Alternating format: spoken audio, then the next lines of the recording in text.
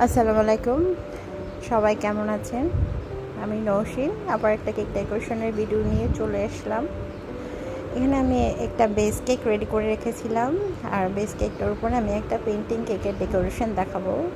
তো পেন্টিং কেকের ডেকোরেশনটা করার জন্য আমি প্রথমে একটু আকাশটা করে নিচ্ছি। প্রথমে একটা প্যালেট নাইফের সাহায্যে গাঢ় নীল রঙটা দিয়ে দিলাম, তারপরে নীল রঙের নিচে হলুদ রঙ দিলাম, হলুদ রঙ আর তারপরে কমলা রঙ দিয়ে আকাশটা একটা গোধূলি লগ্ন আকাশ বোঝানোর চেষ্টা করলাম।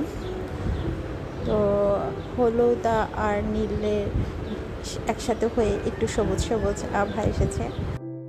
আমি এখানে একটা মাঠ তৈরি করব, তাই সবুজ রঙের মাঠ তৈরি করছি, আর মাঠের মাঝখান দিয়ে একটা রাস্তা থাকবে। তো আমি রাস্তার জায়গাটুকু ফাঁকা রেখেছি প্রথমে, তারপরে বোটল গ্রিন দিয়ে আমি একটা রাস্তা তৈরি করলাম।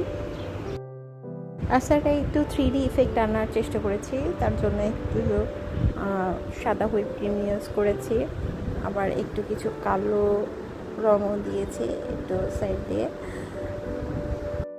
সাদা হুইপ ক্রিম দিয়ে আমি একটু চাঁদ বানিয়ে নিয়েছি, আর দূরে কিছু গাছপালা দেখা যাচ্ছে, তার জন্য আমি প্যালেট নাইফ দিয়ে প্রথমে একটু গাছে শেপটা দিলাম।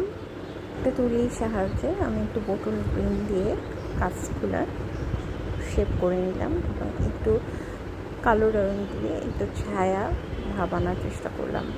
আবার কিছু একটু সাদা রং দিয়ে, মানে সাদা কালো বোটল গ্রিনের মিশ্রণে একটু অন্ধকার ভাব আনার চেষ্টা করলাম, যেহেতু গোধূলি লগ্ন সেটা বোঝানোর চেষ্টা করলাম।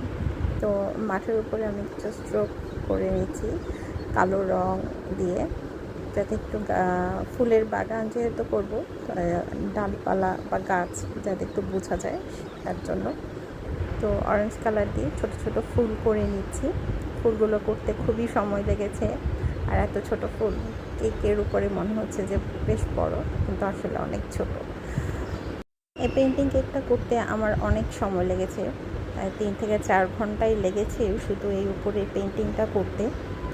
এটা আমার ফাইনাল লুক। কেমন হয়েছে সবাই জানাবেন। লাইক, কমেন্ট, শেয়ার করে পেজটা সাপোর্ট করবেন। Thank you. আল্লাহ হাফেজ।